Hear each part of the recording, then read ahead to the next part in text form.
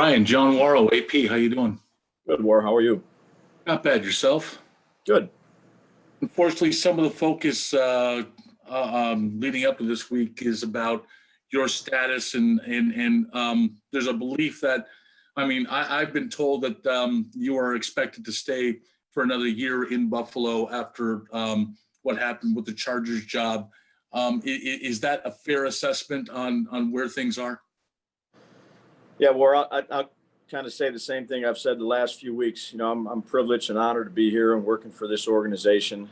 Everything that I have and we have, it's an important we, is focused on and what we need to do this week, which is a big game against Kansas City.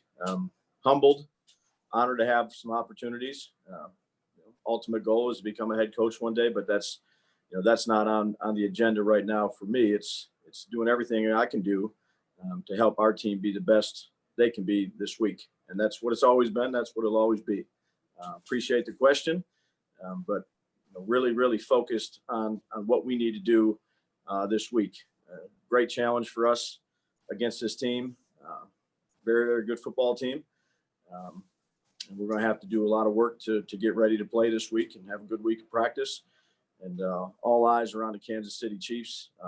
Nothing more. But I appreciate the question. And I appreciate the answer, Brian, and I respect it. To move on to football and Kansas City, how far has this offense come since those struggles, the season low yards in that game against the Chiefs? Yeah, I think our goal is to try to improve every week more. And each week is a different week. There might be, 20 passes in a row, 20 runs in a row. Our goal is to go out there and try to score points.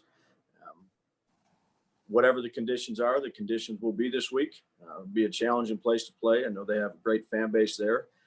They have some really, really great players there too that are opportunistic players that we're going to have to do a good job with. That's where we're going to keep it.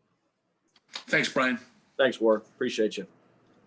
Hey, Brian, Thad Brown, just to confirm, the reports that you are not interested in either of the last two jobs, you are not confirming them at this point. Is that what you're saying? Yeah, I'm gonna keep it on the Kansas City Chiefs right now, just like I have for the last few weeks, and that's where our focus is going to be is on the team we're playing. These opportunities don't come around playing in these AFC Championship games all too often. You got to put everything you got into it, stay focused, dialed in, and that's certainly what I'm going to do. We talked to you about distraction and staying focused, and every week you come out here and have the same answer and seem to handle it pretty easily. Are we overrating the idea that this is the distraction that you as an adult can't keep multiple things going at the same time and still give all the emphasis you need on this game? Yeah. Look, I've been fortunate to be in this league for 20 years. This is the 9th AFC Championship I've been in. I don't take them for granted. They're hard to get to. They're hard to compete in. If you're not focused on what you need to be focused on, I don't really think you're a professional then. This is hard to get to. Hard for the players, hard for the coaches, hard for the organization, hard for the families of the players and the coaches. You put a lot into this to get to this point. It's a great honor to be playing in this game. It's a hard thing to do. So every waking minute you're spending right now is on preparation for this game. There's 4 teams left playing, 4 of the best teams in the league, and you better put everything you have into it. Gotcha. Thanks, Brian. Appreciate it. Thank you. Hey, Brian, Adam Benini. Hey, Adam. Hey, Brian. John kind of touched on it with his second question there. I'll come at you a little bit of a different way. How much of a template, obviously the output wasn't where you wanted it to be back in week 6 against this team. How much of a template is that game as you prepare for this one from kind of an X's and O's game plan standpoint? Yeah, it's the second time we play them, so it's almost like it's when you play your division games, play the Patriots twice, you play the Jets twice, and the Dolphins twice. You look at stuff that you did in the first game and you evaluate that. You say, boy, I wish I would have not done that, or we could have done this better. It's a point of reference you can go back to, particularly, the matchups and things like that, and seeing how their guys play against your guys. And but it's just one step of the preparation process. How much have you guys evolved offensively since that game, do you think? Yeah, well, I think we try to evolve each week. But, our goal is to try to do what we need to do to win that game.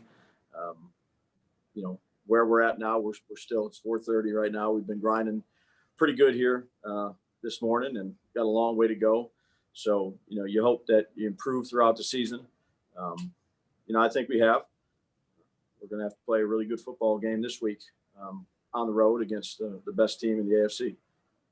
Thank you, Brian. Thank you. Hey, Brian, Heather Prusak here. Good to see you. Hi, Heather.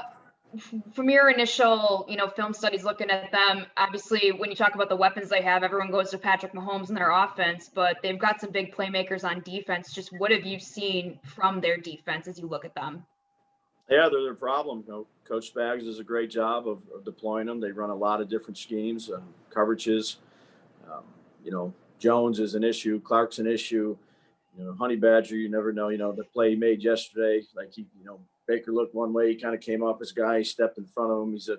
He's always been a dynamic player, a blitzer, a cover player. They got long corners that can run and play man-to-man, and they mix in zone. They pressure a lot. There's a lot to prepare for this team, and that's where we need to be at. And after the game, Josh said something to the effect of watching guys on TV, and what's been said about them is that no one was really giving you guys a chance against the Ravens. How much does this team, in your opinion, thrive in that underdog role? I don't know. They're competitors. Our guys are competitors. They put a lot into it. I'm not sure. We try just to stay focused here in the building of what we need to do. There's a lot of opinions out there about a lot of different things, and the best thing we can do is go out there, have a good week of practice preparation, and go out there and play well on Sunday when the game kicks off. It's a challenging game. It's a challenging team. Wouldn't want to be anywhere else. Thanks, Brian. Appreciate it. Thank you. Hey, Brian, it's Sal. Good to see you. Hey, Sal.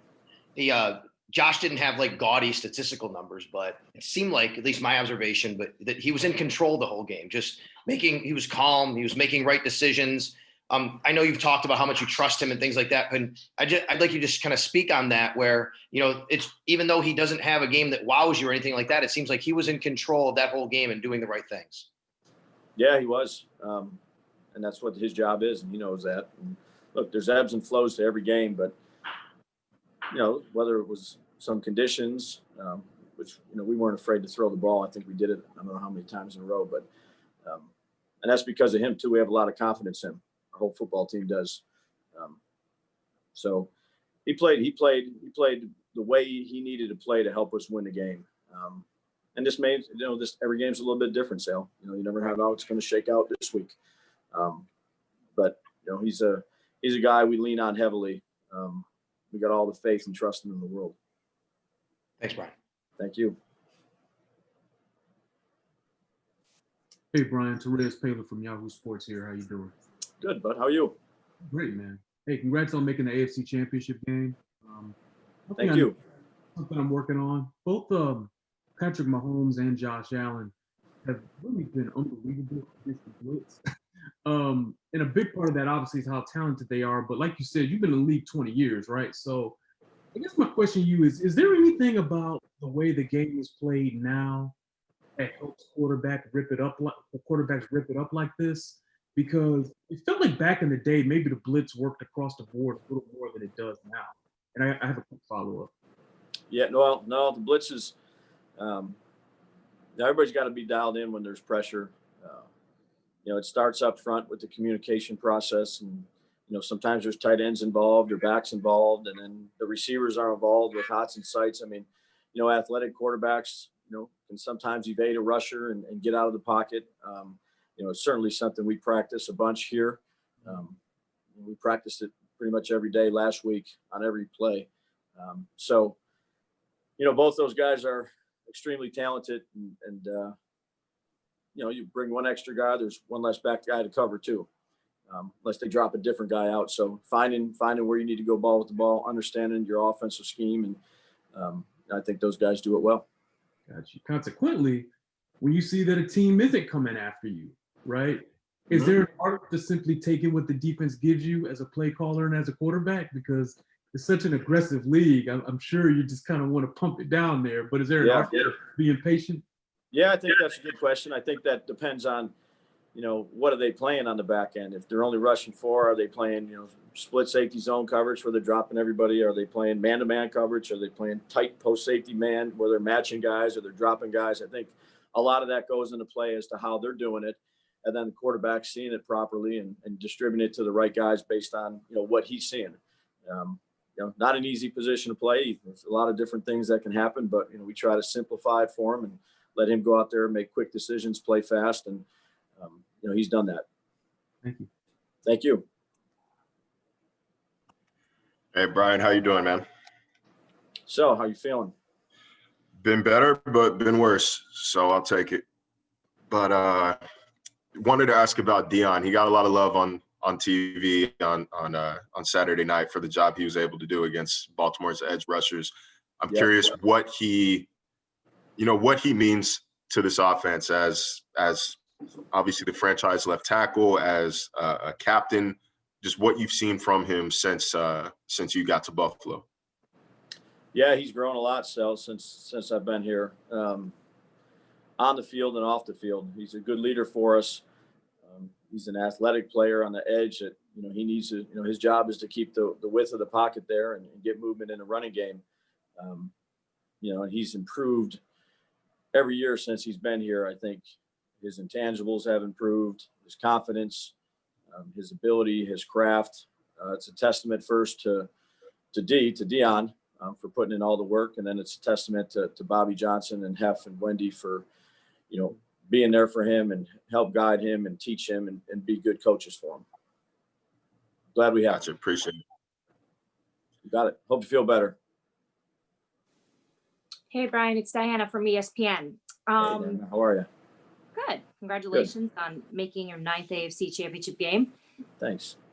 How much do you think you have to focus on the run game here to control this game against the Chiefs? How much are you focused on that?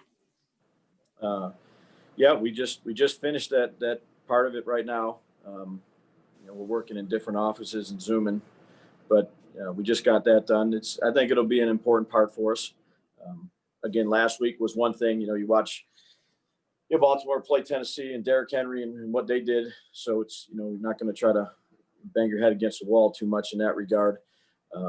Kansas City is good at both of them. We're going to have to be good at both of them. You never know which one you're going to need. The main deal is we're going to have to try to score points, whether that's a 40-second drive or an 8-minute drive. That's what we're going to need to do. Whenever I talk to people in the league about you and your work ethic, the word they always use is you're a bit of a maniac with detail. How would you describe how your preparation is this week heading into this game? Why do you think so many people acknowledge that obsessiveness that you have? I don't know. I think it's how I grew up and who I learned from, starting with my grandparents. But, there's a lot of guys in this league that work really hard and put a lot of effort into it. We got a lot of guys on staff. That's our job as coaches, is to try to, figure out the best things we can do to help our players. And that's what we're always going to try to do. It's certainly, what I've tried to do my entire career. We got a bunch of guys like that on our staff. And, with all the stuff that Spags does, it'll be some late nights here. Thanks, Coach. Thanks, Dan. Appreciate you. Hey, Brian, it's Jay with the Buffalo News. Hey, Jay. What's going on, man? I think going back to around the bye week when Cody got hurt, Mitch came back in for you guys and you sort of settled on Ike.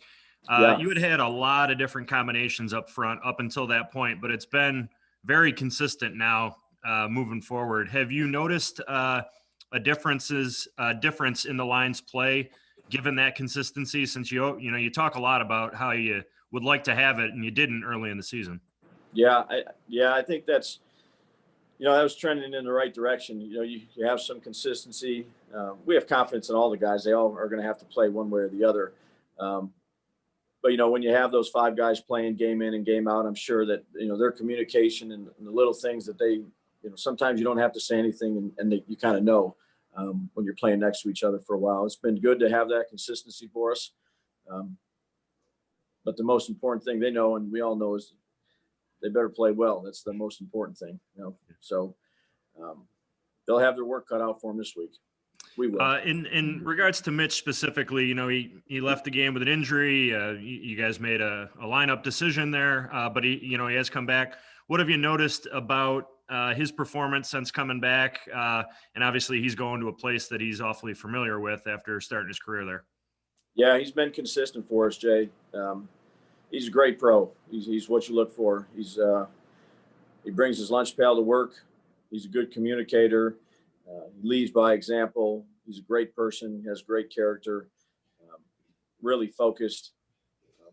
Glad we have him. Thanks, Brent. Thank you. Hi, Brian. Matt Fairburn here. Hey, Matt. How you doing? Good. How are you? Good, thanks. I know you get asked quite a bit about, you know, being from here and what it means, but I'm curious, when you go into a game like this and, you know, you get to this point, AFC Championship game, who do you think about? You know, when you're thinking about, you know, the idea that there's a lot of fans that haven't seen this in a long time, but who do you think about when you think about what this means? The players and the coaches here that are putting a lot into it. You go into each season with high hopes, and it's a long season. It's a grinded out season, and again, it's hard to get to this point. So the appreciation that you have for the players and the coaches and the administrators, the GM and the scouts, really everybody in the building.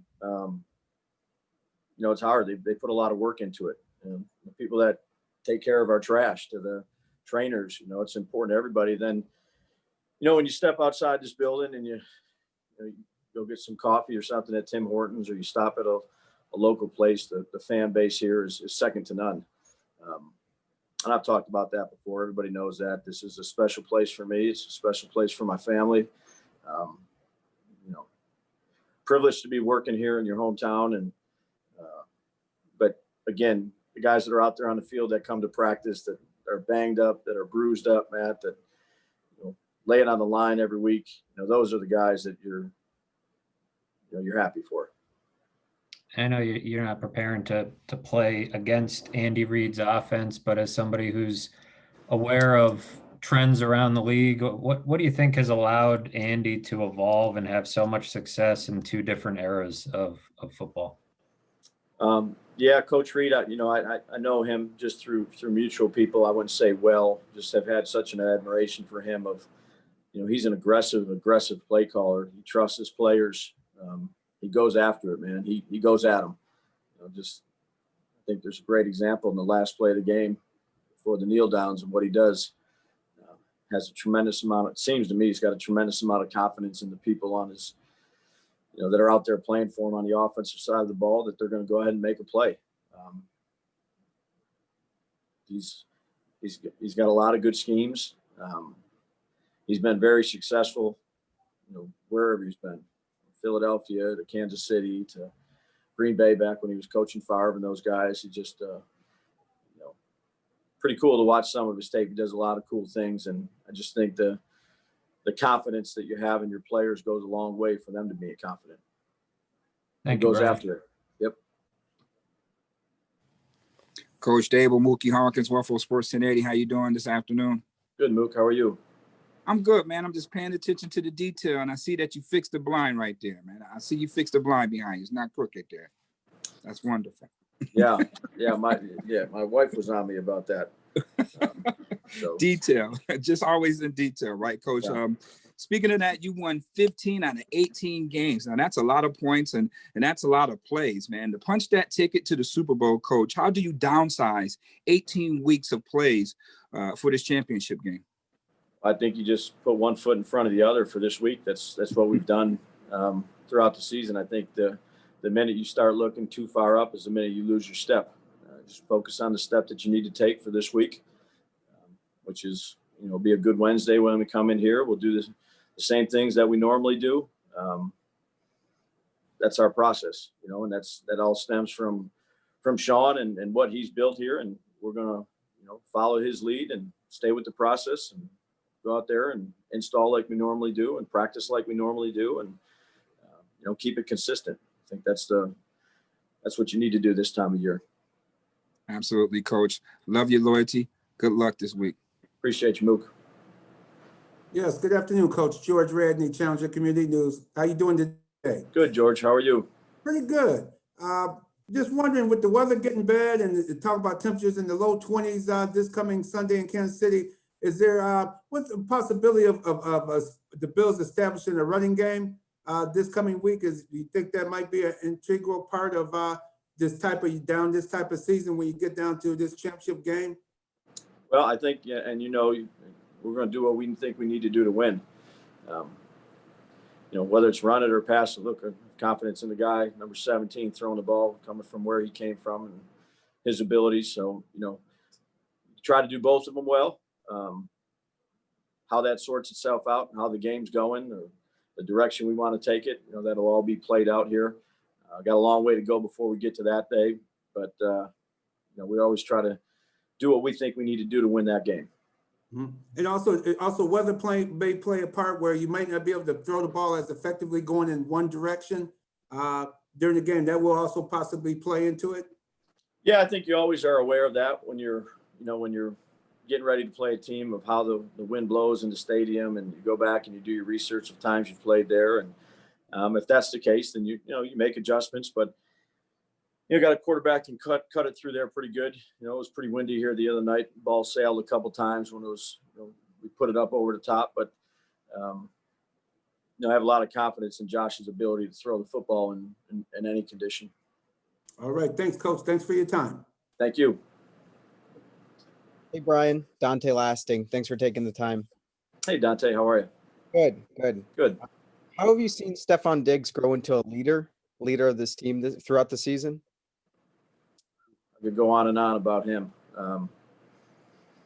Really, since he's got here, the way he goes out and practices, his competitive nature, his desire to be great, his desire to want the ball, the way he communicates with his teammates, the support he shows. He's been an awesome addition for us. Been a very valuable piece for our offense. I'd say for our team. He's just a great dude. He's all day tough, all day competitive, wants the ball in crunch time, and produces when his number's called. Definitely. And how important to this team is that there are selfless players on it? I think it's really important. It's the greatest team sport you can play. Doing the right thing for the team when everything's not right for you is not always the easiest thing. It's something that we stress, and I think something that our guys have bought into. They're happy for one another when each other make plays. Bees didn't have a catch last game, and he's about as happy as can be in the locker room. And that's hard to find. I think you have to cultivate that. You have to bring in the right type of guys, and then you have to communicate with those guys and let them know how important they are to team success. It's not all about stats. It's you trying to get a win. And you have to buy into that. So I think the culture that Sean's created has been really good. You need a bunch of selfless players on a team. It's hard to win when you got a bunch of selfish ones. Absolutely. Well, congrats on making it to the AFC Championship game, and good luck this weekend. Thanks, Dante. Appreciate you. Hey, Coach. Rob Motti in Philly with the AP. Hey, Rob. How are you? Good to I see know you. you are focused on the Chiefs. I absolutely appreciate that, respect that, and understand that. But you also said that Thank you. In the future, you would like to be a head coach. So as opportunities come along, how do you evaluate and determine which ones are the right fit for you? How important is scheme, culture in the city, in the town, in the organization? How do you determine that? Well, I think you sit down with the people that are going to interview you, then you decide it. So, look, it's a great honor to be mentioned in those things. I'm just, again, and I hope I appreciate the question. I really do. Everything has got to be dialed in at this time of the year for what we're doing. And if, opportunities come, they come.